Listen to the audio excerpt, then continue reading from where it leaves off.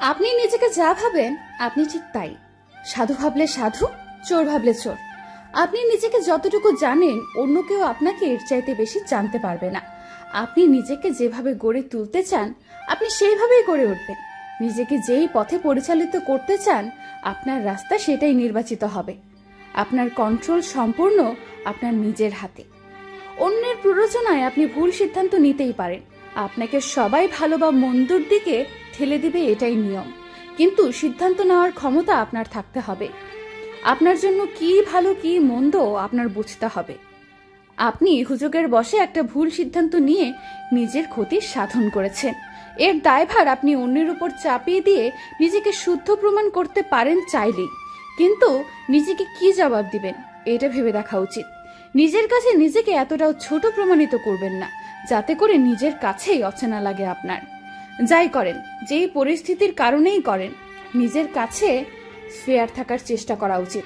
অন্তত নিজেকে যেন কৈফিয়ত দিতে পারেন আপনার সিদ্ধান্ত আপনি নিজে নিয়েছেন এবং আপনি কোনো ভুল বা খারাপ কাজ করেন নাই।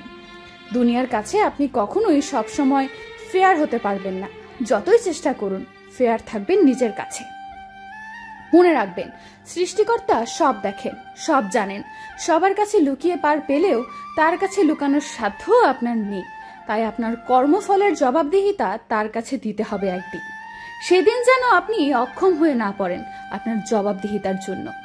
জানো, তুমি চলে যাওয়ার পর নিজেকে গুছিয়ে নিয়েছি, তবে তোমার গড়ে দেওয়া অভ্যাসগুলো এখনো পাল্টাতে পারিনি। সকালে ফোন দিয়ে জাগিয়ে দেওয়া সারা দিন হাজারো কথার টালা, কখনো কথা শেষ হতো না। হাজারো মান অভিমান নিয়েছিল তোমার আর আমার সম্পর্ক। তুমি চলে যাওয়ার পর সেই স্মৃতিগুলো আজও ভোলা হয়ে ওঠেনি। হাজারো ব্যস্ততার ভিড়ে যতটুকু সময় পাই সেই সময়টুকু তোমার কথা মনে পড়ে। তোমার আমার দূরত্ব ঠিক ততটাই বেড়েছে যতটা তুমি বাড়াতে চেয়েছো। তো ভুলে যাওয়া সম্ভব হয়ে ওঠেনি। ভুলতে পারাটা হয়তো সহজ নয়, তাই তো আজও ভোলা হয়নি। তোমার অবহেলার কাছে আমার পাহাড় সমান ভালোবাসাও হার মেনে নিয়েছিল এক ঝটকায়।